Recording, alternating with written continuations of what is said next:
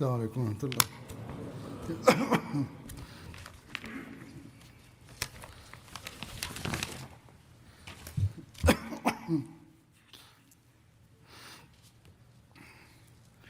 أشهد أن لا إله إلا الله وحده لا شريك له وأشهد أن محمدا عبده ورسوله أما بعد فأعوذ بالله من الشيطان الرجيم بسم الله الرحمن الرحيم الحمد لله رب العالمين الرحمن الرحيم مالك يوم الدين إياك نعبد وإياك نستعين اهدنا الصراط المستقيم صراط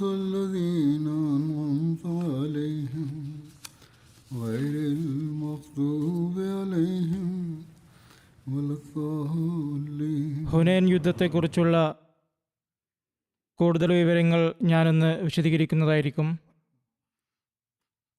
മക്കയിൽ നിന്ന് പുറപ്പെടുമ്പോൾ നബി തിരുമേനി സല്ലല്ലാഹു അലൈഹി വസല്ലം ഹസ്രത്ത് അത്താബ് ബിൻ അസീദിനെ മക്കയുടെ അമീറായി നിയമിച്ചു. മക്കയുടെ ആദ്യ അമീറായിരുന്നു അദ്ദേഹം. അന്ന് അത്താബിന് ഏകദേശം 20 വയസ്സായിരുന്നു പ്രായം. ഹസ്രത്ത് മുആസ് ബിൻ ജബലിന് മക്കയിലെ ജനങ്ങൾക്ക് മതം പഠിപ്പിക്കാനുള്ള ചുമതലയും നൽകുകയുണ്ടായി. ഹസ്രത്ത് അത്താബിൻ്റെ പിതാവിൻ്റെ പേര് Asid bin Abul is bin Umayya എന്നായിരുന്നു. ഈ പിതാവും മകനും ഖുറൈശ് ഗോത്രത്തിലെ പ്രമുഖരും ഇസ്ലാമിൻ്റെ കടുത്ത എതിരാളികളുമായിരുന്നു. അദ്ദേഹത്തിൻ്റെ മാതാവിൻ്റെ പേര് സൈനബ് എന്നായിരുന്നു. മക്ക വിജയത്തിനു മുമ്പ് തന്നെ അത്താബിൻ്റെ പിതാവ് മരണപ്പെട്ടിരുന്നു. ഇസ്ലാമിനോടുള്ള അത്താബിൻ്റെ വെറുപ്പ് കാരണം മക്ക വിജയദിനത്തിൽ ഹസ്രത്ത് ബിലാൽ കാബയിൽ ബാങ്ക് വിളിച്ചപ്പോൾ അത്താബ് തൻ്റെ കൂട്ടുകാരോട് പറഞ്ഞു, എൻ്റെ പിതാവ് ഈ ബാങ്ക് കേൾക്കുന്നതിന് മുമ്പ് തന്നെ മരിച്ചു പോയതിൽ അള്ളാഹുവിനോട് നന്ദിയുണ്ട്. ഏതായാലും അത്താബ് പിന്നീട് മക്ക വിജയദിനത്തിൽ ഇസ്ലാം സ്വീകരിക്കുകയുണ്ടായി. നബി സല്ലല്ലാഹു അലൈഹി വസല്ലം തിരുമേനി ഒരിക്കൽ അദ്ദേഹത്തിൻ്റെ പിതാവ് അസീദ് ബിൻ അബുൽ ഈസിനെ മുസ്ലിമായ നിലയിൽ മക്കയുടെ അമീറായി സ്വപ്നത്തിൽ കണ്ടിരുന്നു. അദ്ദേഹം സത്യനിഷേധിയായി മരിച്ചു. എന്നാൽ നബി സല്ലല്ലാഹു അലൈഹി വസല്ലമയുടെ സ്വപ്നത്തിൻ്റെ വ്യാഖ്യാനം അദ്ദേഹത്തിൻ്റെ മകൻ അത്താബിൻ്റെ രൂപത്തിൽ യാഥാർത്ഥ്യമാവുകയുണ്ടായി. ഒരു നിവേദനമനുസരിച്ച് നബി സല്ലല്ലാഹു അലൈഹി വസല്ലം അത്താബിനെ സ്വർഗത്തിൻ്റെ വാതിൽക്കൽ വലിയ ശബ്ദത്തിൽ മുട്ടുന്നത് കണ്ടു. ഒടുവിൽ വാതിൽ തുറക്കപ്പെടുകയും അദ്ദേഹം അതിൽ പ്രവേശിക്കുകയും ചെയ്തു. മറ്റൊരു നിവേദനത്തിൽ നബി സല്ലല്ലാഹു അലൈഹി വസല്ലം തിരുമേനി പറഞ്ഞു, സത്യനിഷേധിയായി മരിച്ച അത്താബിൻ്റെ പിതാവ് അസീദിനെ ഞാൻ സ്വർഗത്തിൽ കണ്ടു. എങ്ങനെയാണ് അസീദ് സ്വർഗത്തിൽ പ്രവേശിച്ചതെന്ന് ഞാൻ ചിന്തിച്ചു. മക്ക വിജയദിനത്തിൽ അത്താബ് ബിൻ അസീദ് മുന്നോട്ട് വന്നപ്പോൾ നബി സല്ലല്ലാഹു അലൈഹി വസല്ലം തിരുമേനി പറഞ്ഞു, ഞാൻ ഇയാളെയാണ് സ്വർഗത്തിൽ കണ്ടത്. ഇയാളെ എൻ്റെ അടുത്തേക്ക് കൊണ്ടുവരൂ. അദ്ദേഹത്തെ നബി സല്ലല്ലാഹു അലൈഹി വസല്ലമയുടെ മുമ്പിൽ കൊണ്ടുവന്നു. നബി സല്ലല്ലാഹു അലൈഹി വസല്ലം അദ്ദേഹത്തെ മക്കയുടെ അമീറായി നിയമിച്ചു. എന്നിട്ട് പറഞ്ഞു, അത്താബ്, ഞാൻ നിന്നെ ആരുടെ മേലാണ് അമീറാക്കിയത് എന്ന് നിനക്കറിയാമോ? ഞാൻ നിന്നെ അഹ്ലുല്ല, അതായത് അള്ളാഹുവിൻ്റെ ഭവനത്തിലെ ആളുകളുടെ മേലാണ് അമീറാക്കിയത്. അതുകൊണ്ട് അവരോട് നല്ല രീതിയിൽ പെരുമാറുക. നബി സല്ലല്ലാഹു അലൈഹി വസല്ലം 3 തവണ ഇത് ആവർത്തിച്ചു പറഞ്ഞു. നബി സല്ലല്ലാഹു അലൈഹി വസല്ലമയുടെ വഫാത്ത് വരെ അദ്ദേഹം മക്കയുടെ അമീറായിരുന്നു. ഒരു റിവായത്തിലുള്ളത് അദ്ദേഹം ഹസ്രത്ത് അബൂബക്കർ റളിയല്ലാഹു അൻഹുവിൻ്റെ ഭരണകാലത്തും മക്കയുടെ അമീറായിരുന്നു എന്നാണ്. അദ്ദേഹം ഹസ്രത്ത് അബൂബക്കർ റളിയല്ലാഹു അൻഹു മരിച്ച അതേ ദിവസം തന്നെയാണ് മരിച്ചത്. മറ്റൊരു റിവായത്ത് അനുസരിച്ച് അദ്ദേഹം ഉമർ റളിയല്ലാഹുവിന്റെ ഭരണകാലം വരെ ജീവിച്ചിരുന്നു. മക്കയിൽ നിന്ന് ഹുനൈനിലേക്ക് യാത്ര പുറപ്പെടുന്നതിനെ സംബന്ധിച്ച് എഴുതിയിരിക്കുന്നു, ഹുനൈൻ യുദ്ധത്തിനായി നബി സല്ലല്ലാഹു അലൈഹി വസല്ലം ഷവ്വാൽ 6 ഒരു ശനിയാഴ്ച പുറപ്പെടുകയും ഷവ്വാൽ 10 ഹുനൈൻ എന്ന സ്ഥലത്തെത്തുകയും ചെയ്തു. ഇബ്നു കസീറിന്റെ അഭിപ്രായത്തിൽ ഷവ്വാൽ 5 യാത്ര ആരംഭിച്ചത്. നബി സല്ലല്ലാഹു അലൈഹി വസല്ലം ഹുനൈനിലേക്ക് പുറപ്പെട്ടപ്പോൾ അദ്ദേഹത്തിന്റെ 2 ഭാര്യമാരായ ഹസ്രത്ത് ഉമ്മു സലമയും ഹസ്രത്ത് സൈനബും നബി തിരുമേനി സല്ലല്ലാഹു അലൈഹി വസല്ലമയുടെ കൂടെ ഉണ്ടായിരുന്നു. ചില നിവേദനങ്ങൾ പ്രകാരം ഹസ്രത്ത് ഉമ്മു സലമയും മൈമൂനയുമാണ് കൂടെ ഉണ്ടായിരുന്നത്. എന്നാൽ വിശ്വസനീയമായ നിവേദനങ്ങൾ അനുസരിച്ച് ഹസ്രത്ത് ഉമ്മ സലമയും ഹസ്രത്ത് സൈനബുമായിരുന്നു കൂടെ.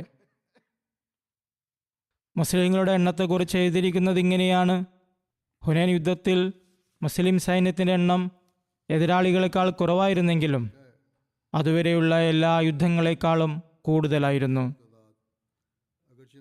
എണ്ണത്തിൽ മാത്രമല്ല, ആയുധങ്ങളുടെ കാര്യത്തിലും. ആയിമയ മഗാസി എഴുതുന്നു, നബി സല്ലല്ലാഹു അലൈഹി വസല്ലം 12,000 മുസ്ലിങ്ങളോടൊപ്പം യാത്ര തുടങ്ങി.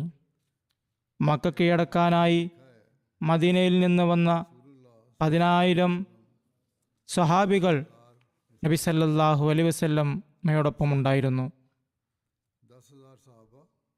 മക്കയിലെ 2,000 പേർ നബി സല്ലല്ലാഹു അലൈഹി വസല്ലമയോടൊപ്പം പുറപ്പെട്ടു. ചിലർ 14,000 എന്നും പറഞ്ഞിട്ടുണ്ട്.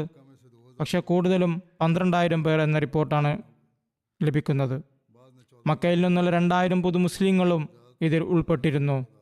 14,000 എന്ന് പറയുന്നവർ മദീനയിൽ നിന്ന് വന്നവരുടെ എണ്ണം 10,000 പകരം 12,000 എന്ന് പറയുന്നു. എന്നാൽ മക്കയിൽ നിന്ന് ചേർന്നവർ 2,000 പേരാണെന്ന് തന്നെയാണ് അവർ പറയുന്നത്. ഹുനൈനിലേക്കുള്ള വഴിയിൽ സാത്തെ അൻവാത്ത് എന്നറിയപ്പെടുന്ന ഒരു വലിയ ഇലന്ത മരമുണ്ടായിരുന്നു. അതിനെ സത്യനിഷേധികൾ വളരെയധികം ബഹുമാനിച്ചിരുന്നു.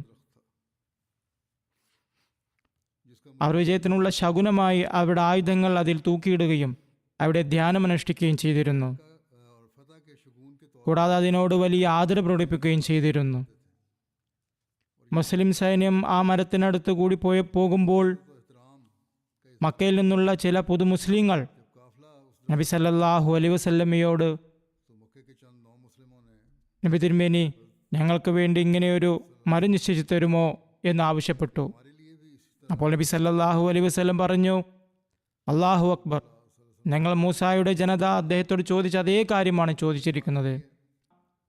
യാ മൂസ ഇജ്അൽ ലനാ ഇലാഹൻ കമാ ലഹും ആലിഹ ഖാല ഇന്നകും ഖൗമുൻ തജ്ഹലൂൻ. അല്ലയോ മൂസ, അവർക്കുള്ളതുപോലെയുള്ള ഒരാരാധ്യൻ ഞങ്ങൾക്കും ഉണ്ടാക്കി തരിക. അദ്ദേഹം മറുപടി പറഞ്ഞു, തീർച്ചയായും നിങ്ങൾ ഒരു വലിയ വിവരമില്ലാത്ത ജനതയാണ്. നബി സല്ലല്ലാഹു അലൈഹി വസല്ലം പറഞ്ഞു,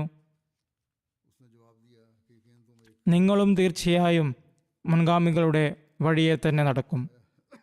നിങ്ങൾ ചെയ്യുന്നത് അതേ കാര്യങ്ങളാണ്. മുമ്പ് സൂചിപ്പിച്ചതുപോലെ ഹുനൈൻ യുദ്ധത്തിൽ ഇസ്ലാമിലും വിശ്വാസത്തിലും ഉറച്ചു നിൽക്കാത്ത 2,000 പുതു മുസ്ലിം യുവാക്കളും ചേർന്നിരുന്നു. അവർക്ക് കാര്യമായ യുദ്ധപരിചയമോ ആയുധങ്ങളോ ഉണ്ടായിരുന്നില്ല. ഈ ആളുകൾ കാരണമാണ് ഹുനൈനിൽ ഒരു പരിഭ്രാന്തിയും താൽക്കാലികമായ പിന്തിരിയലും ഉണ്ടായത്. അതുപോലെ നബി സല്ലല്ലാഹു അലൈഹി വസല്ലമയോടൊപ്പം മുസ്ലിങ്ങളല്ലാത്ത ചിലരും മക്കയിൽ നിന്ന് പുറപ്പെട്ടു. ചിലർ കുതിരപ്പുറത്തും ചിലർ കാൽനടയായുമായിരുന്നു. സ്ത്രീകളും കൂടെ പോയിരുന്നു. അവർ യുദ്ധത്തിൻ്റെ ഫലം കാണാനും മുസ്ലിങ്ങൾ വിജയിക്കുകയാണെങ്കിൽ യുദ്ധം മുതൽ ലഭിക്കുമല്ലോ എന്ന പ്രതീക്ഷയിലുമാണ് അവർ കൂടെ കൂടിയത്. നബി സല്ലല്ലാഹു അലൈഹി വസല്ലമയെയും സഹാബികളെയും എന്തെങ്കിലും ബുദ്ധിമുട്ട് ബാധിക്കുമോ എന്നതിൽ അവർക്ക് താല്പര്യമുണ്ടായിരുന്നില്ല.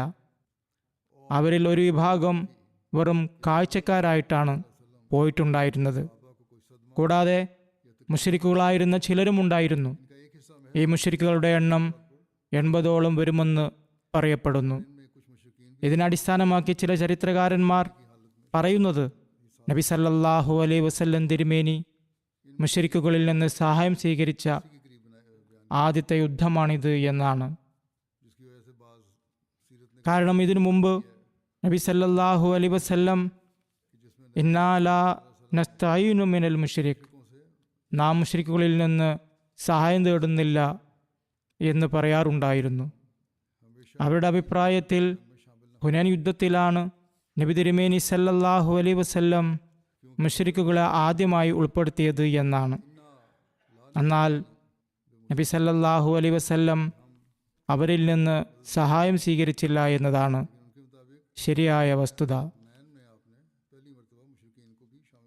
ബദർ യുദ്ധത്തിൽ ഓരോ വ്യക്തിയുടെയും സഹായം ആവശ്യമുണ്ടായിരുന്നപ്പോഴും നബി സല്ലല്ലാഹു അലൈഹി വസല്ലം തിരുമേനി ഒരു മുശ്രിക്കിന്റെ സഹായം സ്വീകരിക്കാൻ വിസമ്മതിക്കുകയാണ് ഉണ്ടായത്.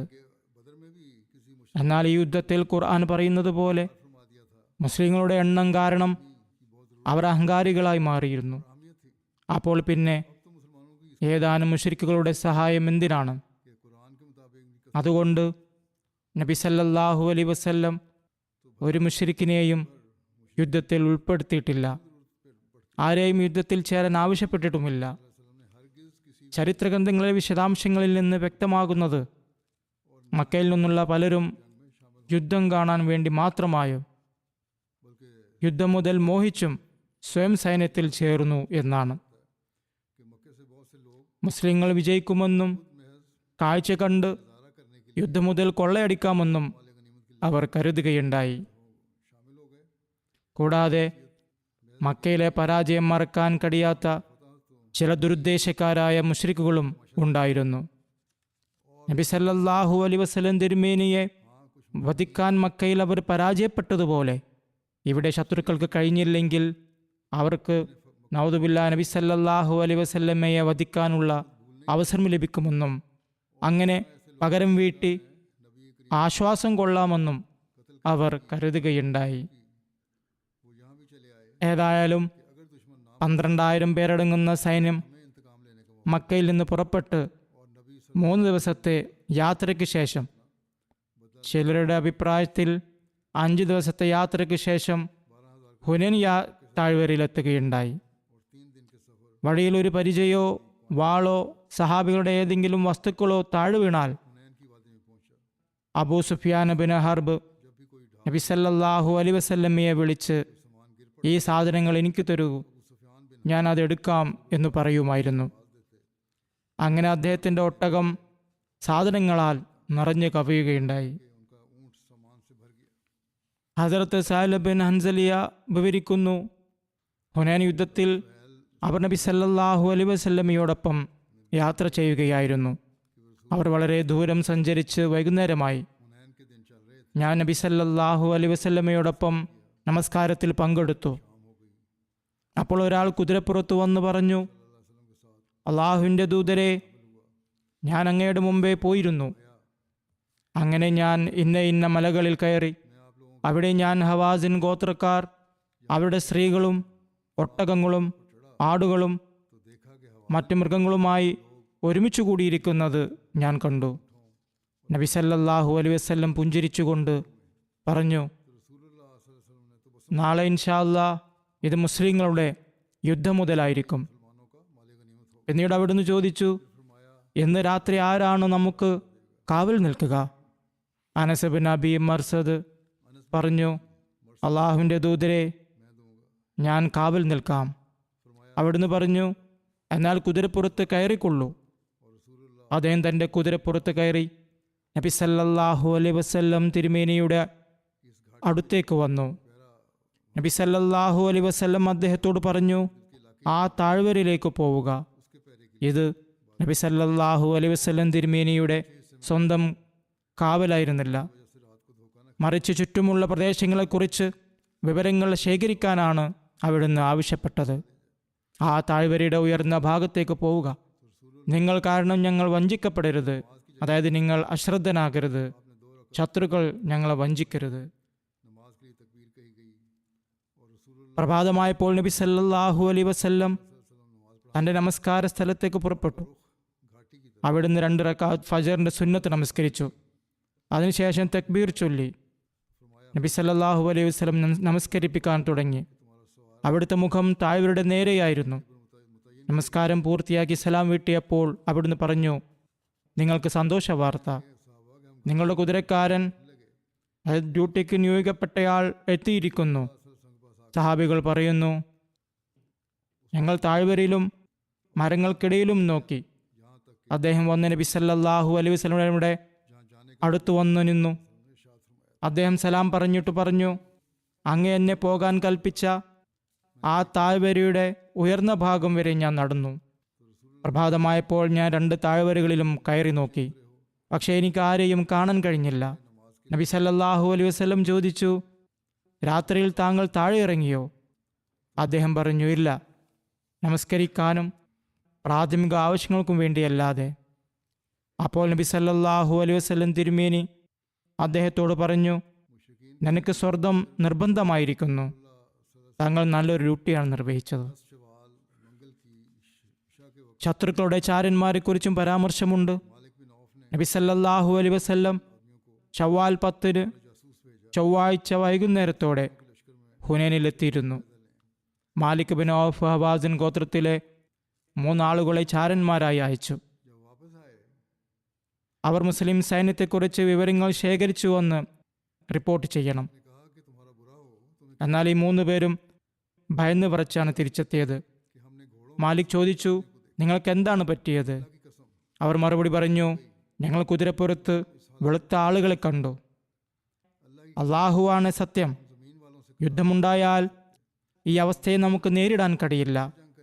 അള്ളാഹുവാണ് സത്യം, നമുക്ക് ഭൂമിയിലുള്ളവരുമായി പോലും യുദ്ധം ചെയ്യാൻ കഴിയില്ല. അപ്പോൾ പിന്നെ ആകാശത്തുള്ളവരുമായി എങ്ങനെ യുദ്ധം ചെയ്യും? നിങ്ങൾ ഞങ്ങളുടെ വാക്ക് കേൾക്കുകയാണെങ്കിൽ നിങ്ങളുടെ ഗോത്രത്തോടൊപ്പം തിരിച്ചു പോവുക. ആളുകൾ ഞങ്ങൾ കണ്ടത് കണ്ടാൽ അവർക്കും ഞങ്ങൾക്കുണ്ടായ അതേ ദുരിതമായിരിക്കും ഉണ്ടാവുക.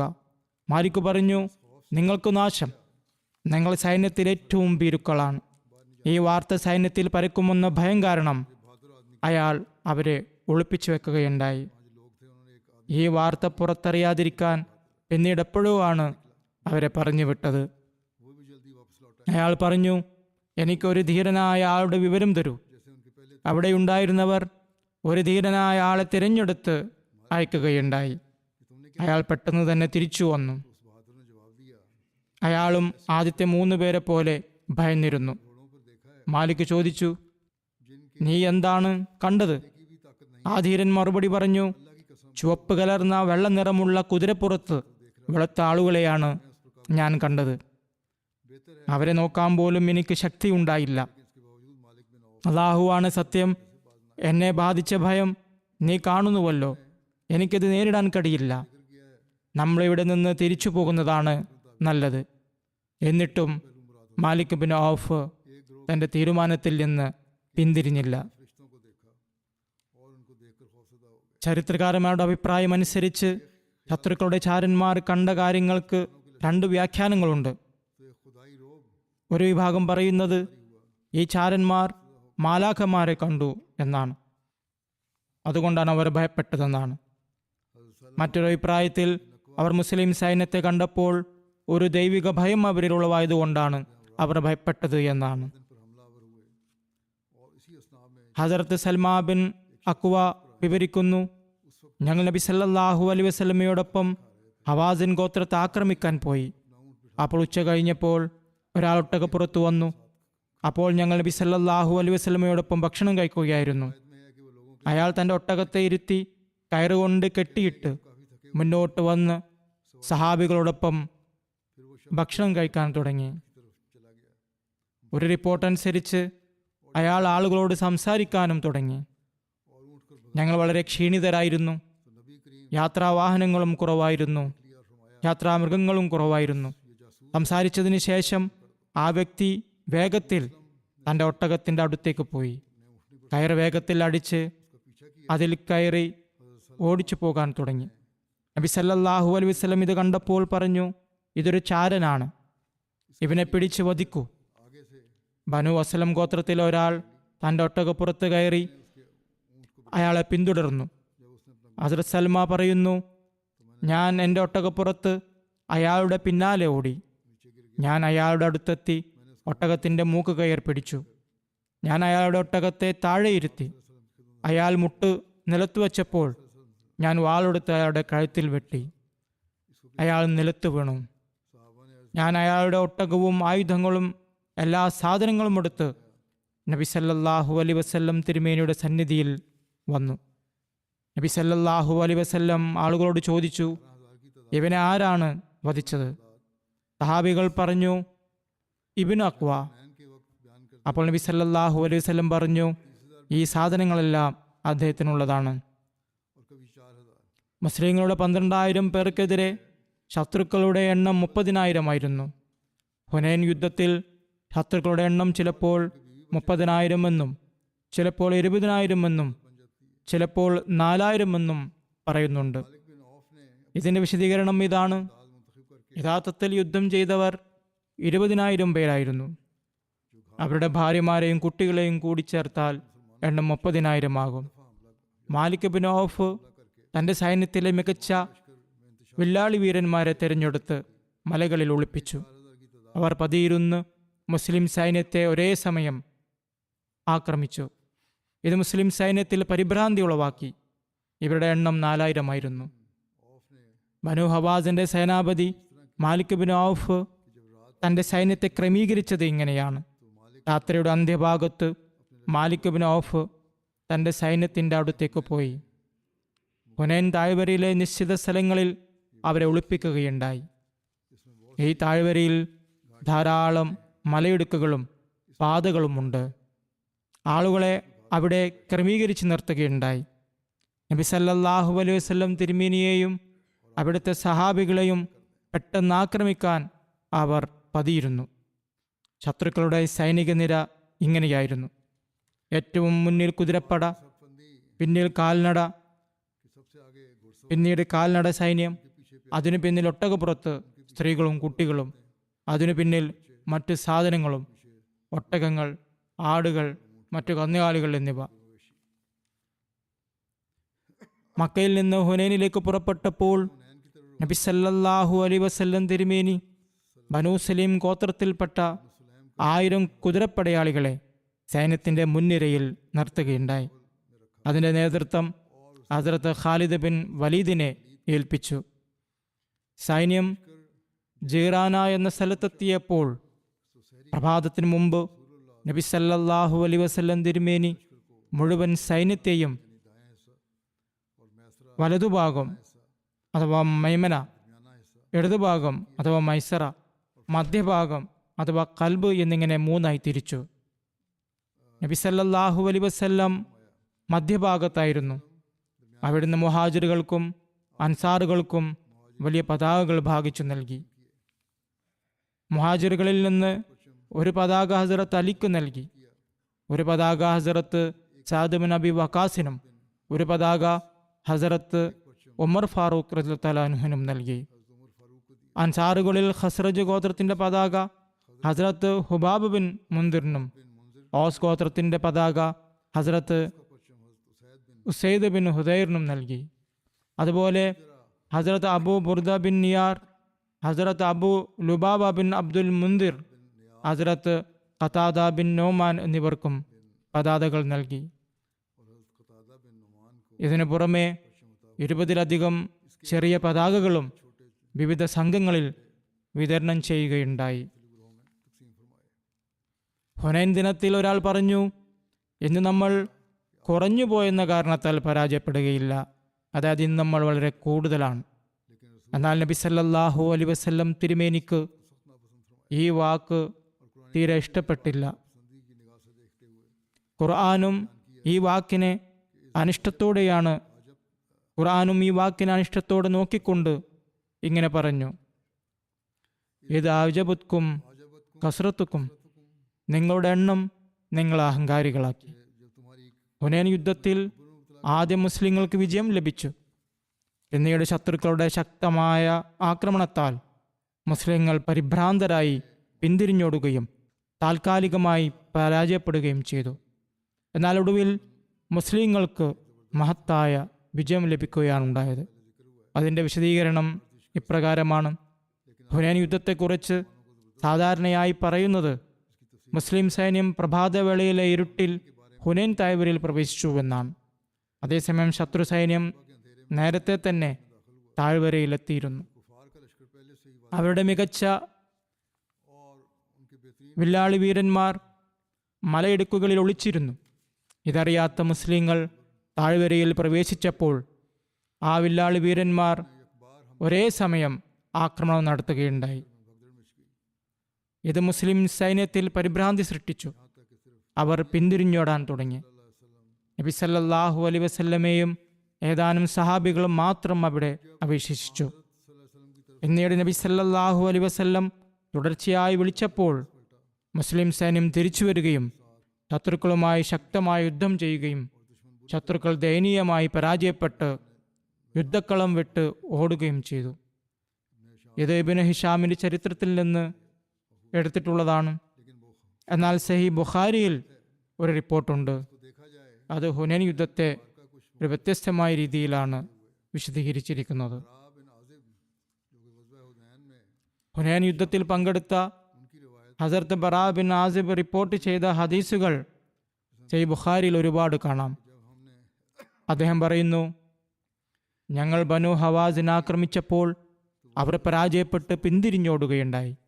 ഞങ്ങൾ യുദ്ധം മുതൽ ശേഖരിക്കാൻ തുടങ്ങി. അപ്പോഴേക്കും അവർ ഞങ്ങളുടെ മേൽ അമ്പുകളുടെ ഒരു പെരുമഴ വർഷിപ്പിച്ചു. ഇത് കാരണം സംരക്ഷിക്കാൻ ആയുധങ്ങളില്ലാത്ത യുവാക്കൾ പിന്നോട്ട് തിരിഞ്ഞോടുകയുണ്ടായി. എന്നാൽ നബി സല്ലല്ലാഹു അലൈഹി വസല്ലം തിരുമേനി അപ്പോഴും യുദ്ധക്കളത്തിൽ ഉറച്ചു നിന്നു. റാബി ബറാ ബിൻ ആസിബ് പറയുന്നു, ഞാൻ നബി സല്ലല്ലാഹു അലൈഹി വസല്ലം തിരുമേനിയെ ഒരു വെളുത്ത കോവർ കഴുതപ്പുറത്ത് കണ്ടു. അബൂ സുഫിയാൻ ബിൻ ഹാരിസ് ആയിരുന്നു അതിൻ്റെ കടിഞ്ഞാൻ പിടിച്ചിരുന്നത്. നബി സല്ലല്ലാഹു അലൈഹി വസല്ലം ഇങ്ങനെ പറഞ്ഞുകൊണ്ടിരുന്നു, അന നബി ലാ കസിബ് അന ഇബ്നു അബ്ദുൽ മുത്തലിബ്. ഞാൻ പ്രവാചകനാകുന്നു, ഇത് കളവല്ല, ഞാൻ അബ്ദുൽ മുത്തലിബിൻ്റെ മകനാണ്. ബുഖാരിയുടെ ഈ നിവേദനം ഒഴിച്ചു നിർത്തി നോക്കുകയാണെങ്കിൽ ഹുനൈൻ യുദ്ധത്തിന് 2 ഘട്ടങ്ങളുണ്ടെന്ന് പൊതുവെ ചരിത്രകാരന്മാർ പറയുന്നുണ്ട്. ഒന്ന്, മുസ്ലിങ്ങൾ അപ്രതീക്ഷിത ആക്രമണം കാരണം ചിതറിപ്പോകുന്നത്.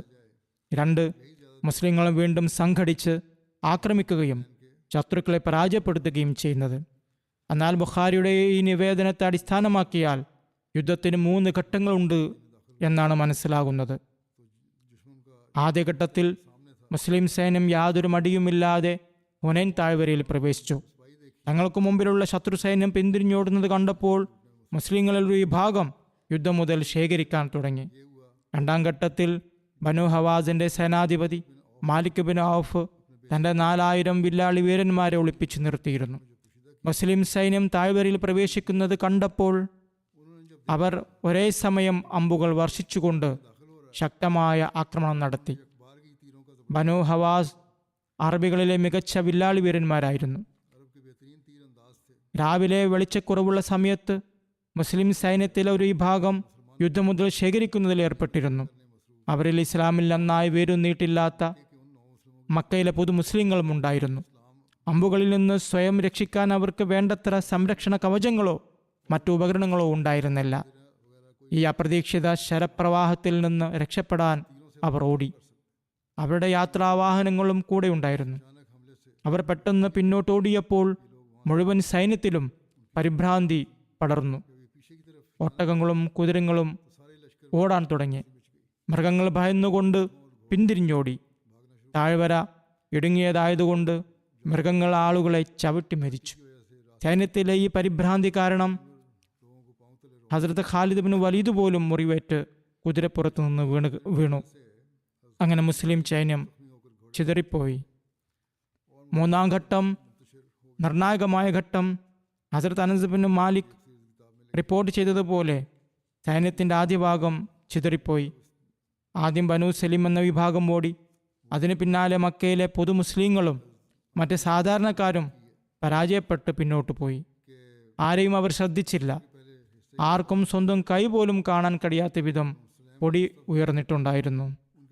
നബി സല്ലല്ലാഹു അലൈഹി വസല്ലം തിരുമേനി പങ്കെടുത്ത എല്ലാ യുദ്ധങ്ങളിലും ശ്രദ്ധേയമായൊരു കാര്യം, യുദ്ധക്കളത്തിലെ സാഹചര്യം എന്തു തന്നെയായിരുന്നാലും അവിടുന്ന് അചഞ്ചലമായ ധൈര്യവും നിശ്ചയദാർഢ്യവുമാണ് പ്രകടിപ്പിച്ചിരുന്നത്.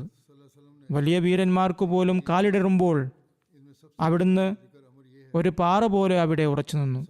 ഹസരത്ത് അനസ് ഇബ്നു മാലിക് റളിയല്ലാഹു അൻഹു പറയുന്നു, നബി സല്ലല്ലാഹു അലൈഹി വസല്ലം തിരുമേനി ഏറ്റവും സൗന്ദര്യവാനും ഏറ്റവും ഉദാരനും എല്ലാ ജനങ്ങളെക്കാളും ധീരനുമായിരുന്നു. ഈ ഹുനൈൻ യുദ്ധത്തെക്കുറിച്ച് പറയുമ്പോൾ ഹസരത്ത് ബറാ ബിൻ ആസിബ് പറയുന്നു, എല്ലാവരും ചിതറിപ്പോയപ്പോൾ നബി സല്ലല്ലാഹു അലൈഹി വസല്ലം ഏതാനും സഹാബികളോടൊപ്പം ഒറ്റപ്പെടുകയുണ്ടായി. ശത്രുക്കൾ അദ്ദേഹത്തിൻ്റെ അടുത്തേക്ക് വരാൻ തുടങ്ങി.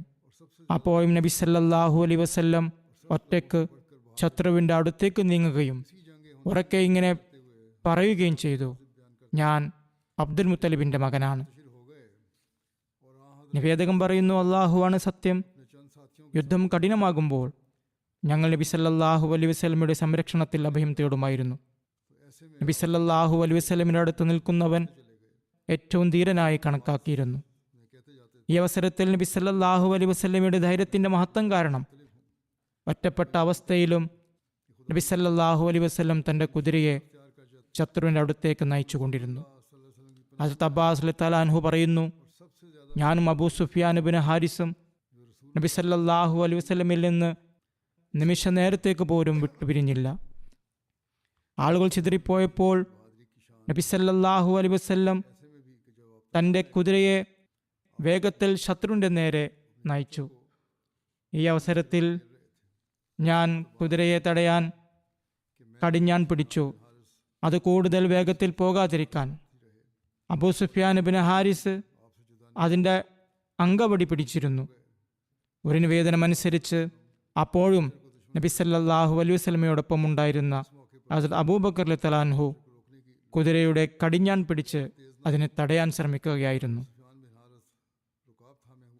നബി സല്ലല്ലാഹു അലൈഹി വസല്ലം എന്നോട് പറഞ്ഞു, അബ്ബാസ്, വൃക്ഷത്തിൻ്റെ അസ്ഹാബുകളെ വിളിക്കൂ.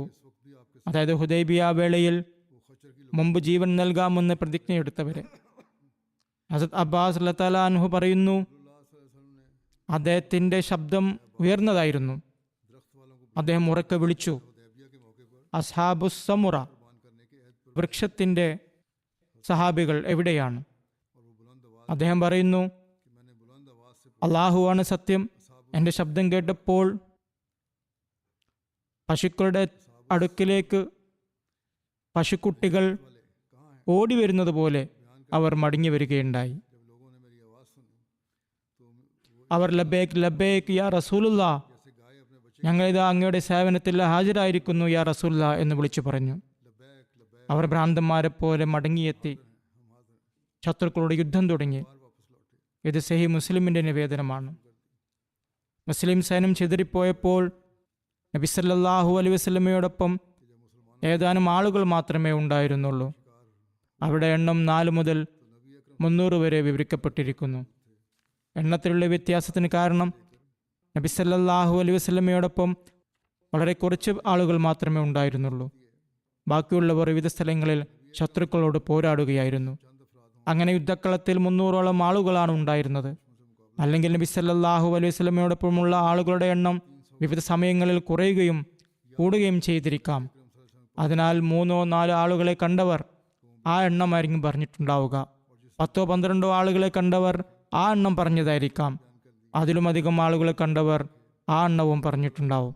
ഏതായാലും ഒരു സമയത്ത് നബി സല്ലല്ലാഹു അലൈഹി വസല്ലമയോടൊപ്പം ഏതാനും പേർ മാത്രമേ ഉണ്ടായിരുന്നുള്ളൂ.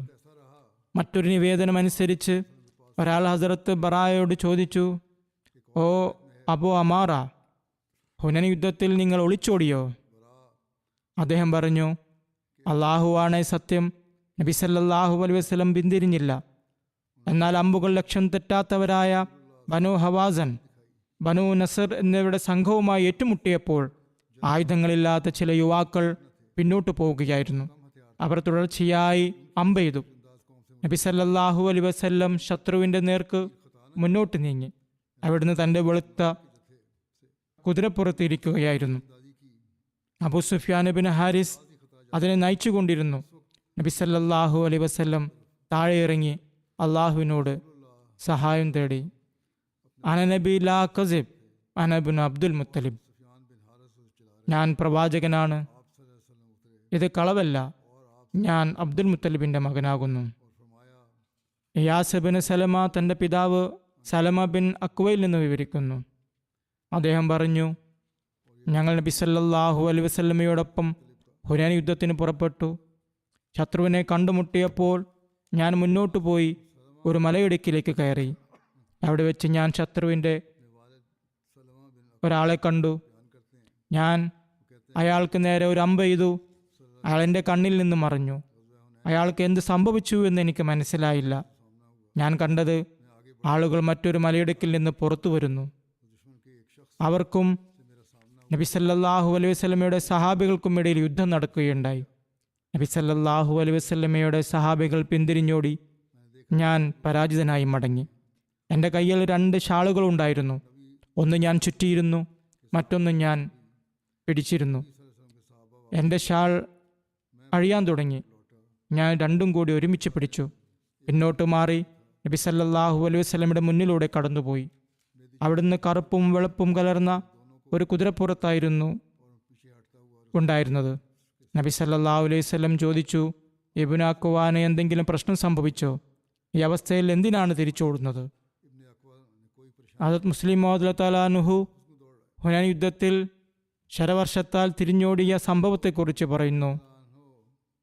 ഹുനൈൻ യുദ്ധത്തിൽ മുസ്ലിം സൈന്യം പിന്നോട്ട് മാറിയപ്പോൾ ശത്രുക്കളുടെ അമ്പുകളുടെ ആക്രമണം ശക്തമായതുകൊണ്ട് നബി സല്ലല്ലാഹു അലൈഹി വസല്ലം ഏതാനും സഹാബികളോടൊപ്പം ശത്രുവിൻ്റെ നേരെ മുന്നോട്ട് നീങ്ങി. ശത്രുവിൻ്റെ ആക്രമണം ശക്തമായതുകൊണ്ട് ഹദരത്ത് അബൂബക്കർ റളിയല്ലാഹു അൻഹു നബി സല്ലല്ലാഹു അലൈഹി വസല്ലമയെ തടയാൻ ആഗ്രഹിച്ചു. അദ്ദേഹം മുന്നോട്ട് വന്ന് കുതിരയുടെ കടിഞ്ഞാൻ പിടിച്ചു. എന്നാൽ നബി സല്ലല്ലാഹു അലൈഹി വസല്ലം പറഞ്ഞു, എൻ്റെ കുതിരയുടെ കടിഞ്ഞാൻ വിടൂ. അതിനുശേഷം ഈ കവിത ചൊല്ലിക്കൊണ്ട് മുന്നോട്ട് നീങ്ങി. അനൻ നബി ലാ കസിബ് അന ഇബ്നു അബ്ദുൽ മുത്തലിബ്. അതായത് ഞാൻ ദൈവത്തിൻ്റെ പ്രവാചകനാണ്, വ്യാജനല്ല, ഞാൻ അബ്ദുൽ മുത്തലിബിൻ്റെ മകനാകുന്നു. ഞാൻ അബ്ദുൽ മുത്തലിബിൻ്റെ മകനാണ് എന്ന് നബി സല്ലല്ലാഹു അലൈഹി വസല്ലം പറഞ്ഞതിൻ്റെ അർത്ഥം, ഇപ്പോൾ ശത്രുവിൻ്റെ ആക്രമണം വളരെ ശക്തമാണ്. ശത്രുവിൻ്റെ 4000 വില്ലാളി വീരന്മാർ അമ്പുകളുടെ മഴ വർഷിപ്പിക്കുന്നു. ഈ അവസ്ഥയിൽ എൻ്റെ മുന്നോട്ട് നീങ്ങൽ മനുഷ്യ കഴിവുകൾക്കും അതീതമായ ഒന്നായി തോന്നിയേക്കാം. അതുകൊണ്ട് ആരും വഞ്ചിതരാകരുത്. എന്നിലെന്തെങ്കിലും ദൈവത്വപരമായ ശക്തിയുണ്ടെന്ന് കരുതരുത്. ഞാൻ അബ്ദുൽ മുത്തലിബിൻ്റെ മകൻ മാത്രമാണ്, ഒരു മനുഷ്യൻ മാത്രമാണ്. എൻ്റെ പ്രവാചകത്വം കാരണം അള്ളാഹുവിൻ്റെ സഹായം മാത്രമാണ് എന്നോടൊപ്പമുള്ളത്. എല്ലാ ആളുകളും ഒളിച്ചോടിയില്ല എന്നും നിവേദനങ്ങളുണ്ട്. ഇമാം നബവി എഴുതുന്നു, എല്ലാവരും ഓടിപ്പോയില്ല, മറിച്ച് മക്കയിലെ മുഅല്ലഫത്തുൽ ഖുലൂബ് വിഭാഗത്തിൽപ്പെട്ട കപടവിശ്വാസികളും യുദ്ധത്തിൽ പങ്കെടുത്തവരും അപ്പോഴും മുസ്ലിങ്ങളായിട്ടില്ലാത്തവരുമാണ് ഓടാൻ തുടങ്ങിയത്. ഈ അപ്രതീക്ഷിത പരാജയത്തിന് കാരണം ശത്രുക്കൾ ഒരുമിച്ച് അമ്പുകളുടെ മഴ വർഷിച്ചതായിരുന്നു. ഏതായാലും ഇമാം നബവി ഈ പറഞ്ഞത് ശരിയാണ്. യുദ്ധക്കളത്തിൽ നിന്ന് ഭയം കാരണം ഓടിപ്പോയവർ എല്ലാവരും മുസ്ലിങ്ങളായിരുന്നില്ല. അതായത് എല്ലാവരും ഓടിയില്ല, മറിച്ച് ഹൃദയാത്മന യുദ്ധത്തിൽ പങ്കെടുക്കാത്ത മക്കയിലെ പുതു മുസ്ലിങ്ങളും അതിലുൾപ്പെട്ടിരുന്നു. അവർ യുദ്ധം മുതലിൻ്റെ ആഗ്രഹം കൊണ്ടോ വെറും കാഴ്ചക്കാരായിട്ടോ വന്നവരായിരുന്നു. എന്നാൽ അവരുടെ പിന്തിരിഞ്ഞോട്ടവും ശക്തമായ അമ്പെയ്ത്തും കാരണം മറ്റു മുസ്ലിങ്ങളുടെ യാത്രാംഗങ്ങൾക്ക് നിയന്ത്രണം വിടുകയും അവ മുസ്ലിങ്ങളെയും കൊണ്ട് പിന്തിരിഞ്ഞോടി എന്നതും ഒരു വസ്തുതയാണ്. അങ്ങനെ ഒരു വലിയ വിഭാഗം ഇങ്ങനെ മനഃപൂർവ്വമല്ലാതെ യാത്രാമൃഗങ്ങളെ നിയന്ത്രിക്കാനാവാതെ പിന്നോട്ട് മാറിയവരായിരുന്നു. അതുമൂലം ആത്മാർത്ഥതയുള്ള മുസ്ലിങ്ങൾ പോലും കുറച്ച് സമയത്തേക്ക് നിസ്സഹായരായി. ഏതായാലും ഇതിനെക്കുറിച്ചുള്ള കൂടുതൽ വിവരങ്ങൾ ഇൻഷാ അല്ലാഹ് അടുത്ത തവണ വിശദീകരിക്കുന്നതാണ്. ഇന്നു മുതൽ ജർമ്മനിയിലെ ജൽസ സലാന ആരംഭിക്കുകയാണ്. ജൽസയുടെ ഉദ്ദേശ ലക്ഷ്യങ്ങൾ നിറവേറ്റാൻ അള്ളാഹു തൗഫീഖ് നൽകണമേ എന്ന് അവിടെ പങ്കെടുത്ത എല്ലാവരും ദുആ ചെയ്യേണ്ടതാണ്. ഇതിനെ വെറും ഒരു മേളയായി കാണരുത്, മറിച്ച് ഈ ദിവസങ്ങളിൽ തങ്ങളുടെ വൈജ്ഞാനികവും കർമ്മപരവും ആത്മീയവുമായ വളർച്ചയ്ക്ക് വേണ്ടി തുടർച്ചയായി പ്രവർത്തിച്ചു കൊണ്ടേ പോകുമെന്ന് പ്രതിജ്ഞയെടുക്കണം. ഇതിനായി ഈ ദിവസങ്ങളിൽ പ്രത്യേകമായി ദൈവസ്മരണയിലും പ്രാർത്ഥനകളിലും സമയം ചെലവഴിക്കുക. തങ്ങൾക്കും തങ്ങളുടെ തലമുറകൾക്കും വേണ്ടി പ്രാർത്ഥിക്കുന്നതോടൊപ്പം ജമാഅത്തിന്റെ പുരോഗതിക്കും ശത്രുക്കളുടെ തിന്മകളിൽ നിന്ന് അള്ളാഹുവിൻ്റെ സംരക്ഷണം നേടുന്നതിനും അവരുടെ തിന്മകൾ ഇല്ലാതാക്കുന്നതിനും വേണ്ടി പ്രാർത്ഥിക്കുക. അള്ളാഹു അവരുടെ തിന്മകളിൽ നിന്ന് നമ്മെ രക്ഷിക്കുമാറാകട്ടെ. പാകിസ്ഥാനിൽ ദിവസവും എന്തെങ്കിലും വേദനാജനകമായ സംഭവം നടക്കുന്നു. അള്ളാഹു എത്രയും വേഗം എതിരാളികളെ പിടികൂടുമാറാകട്ടെ. പൊതുവായി ലോകസമാധാനത്തിന് വേണ്ടിയും പ്രാർത്ഥിക്കുക. ഈ ലോകം അവരുടെ പ്രവർത്തനങ്ങൾ കാരണം തങ്ങളുടെ നാശത്തിലേക്ക് കൂടുതൽ അടുത്തുകൊണ്ടിരിക്കുകയാണ്. അള്ളാഹു നമ്മെ ഈ ഭയാനകമായ നാശത്തിൽ നിന്ന് രക്ഷിക്കുമാറാകട്ടെ. പലസ്തീനികൾക്ക് വേണ്ടിയും പ്രാർത്ഥിക്കുക. ഇസ്രായേലി ഭരണകൂടം ക്രൂരതയുടെയും കിരാതത്വത്തിൻ്റെയും പാരമ്യതയിലെത്തിയിരിക്കുകയാണ്. പലസ്തീനികളെ ഭൂമുഖത്തു നിന്ന് തുടച്ചു മാറ്റാൻ അവർ ആഗ്രഹിക്കുന്നുവെന്ന് തോന്നുന്നു. നിരപരാധികളായ കുട്ടികൾ, സ്ത്രീകൾ, വൃദ്ധർ, രോഗികൾ എന്നിവരോടുള്ള ക്രൂരത അതിൻ്റെ അതിരുകൾ ലംഘിച്ചിരിക്കുന്നു. എല്ലായിടത്തും ഒരു കൂട്ടക്കൊല നടക്കുകയാണ്. ഇപ്പോൾ ചില രാഷ്ട്രീയക്കാരും ഭരണകൂടങ്ങളും ഇത് തെറ്റാണെന്നും ഇത് നിർത്തണമെന്നും പറയാൻ തുടങ്ങിയിട്ടുണ്ട്. എന്നാൽ ഇസ്രായേലി ഭരണകൂടം അവരുടെ വാക്കുകൾ കേൾക്കാൻ തയ്യാറല്ല. പണത്തിൻ്റെയും അധികാരത്തിൻ്റെയും ലഹരി അവരെയും അമേരിക്കയെയും അവരുടെ അനുയായികളെയും അഹങ്കാരത്തിൻ്റെയും ക്രൂരതയുടെയും അങ്ങേയറ്റം എത്തിച്ചിരിക്കുകയാണ്. മുസ്ലിം ഭരണകൂടങ്ങളും ഒന്നും ചെയ്യുന്നില്ല. അവർക്കൊന്നും ചെയ്യാൻ കഴിയില്ലെങ്കിൽ ദൈവിക സഹായം ലഭിക്കുന്നതിനായി അവർ തങ്ങളുടെ അവസ്ഥകളിൽ ഒരു പരിവർത്തനം സംജാതമാക്കിക്കൊണ്ട് അള്ളാഹുവിൻ്റെ മുമ്പിൽ തലകുനിക്കട്ടെ. അവർക്ക് ഈ ബുദ്ധി ലഭിച്ചിരുന്നെങ്കിൽ എന്ന് ആഗ്രഹിച്ചു പോകുന്നു. അതുപോലെ മുസ്ലിങ്ങളെയും ഉപദ്രവിക്കുന്നു. അള്ളാഹു അവരെയും ഈ ക്രൂരതയിൽ നിന്ന് തടയട്ടെ. ഈ എല്ലാ ക്രൂരതകൾക്കുമെതിരിൽ കഴിവിൻ്റെ പരമാവധി ശബ്ദമുയർത്തേണ്ടത് എന്ന് നമ്മൾ അഹമ്മദികളുടെ കടമയാണ്. ഇതിന് പ്രത്യേകമായി പ്രാർത്ഥിക്കുകയും ചെയ്യുക. ഹൃദയവേദനയോടെ പ്രാർത്ഥിക്കുക. അള്ളാഹു ഇതിനുള്ള തൗഫീഖ് നൽകുമാറാകട്ടെ.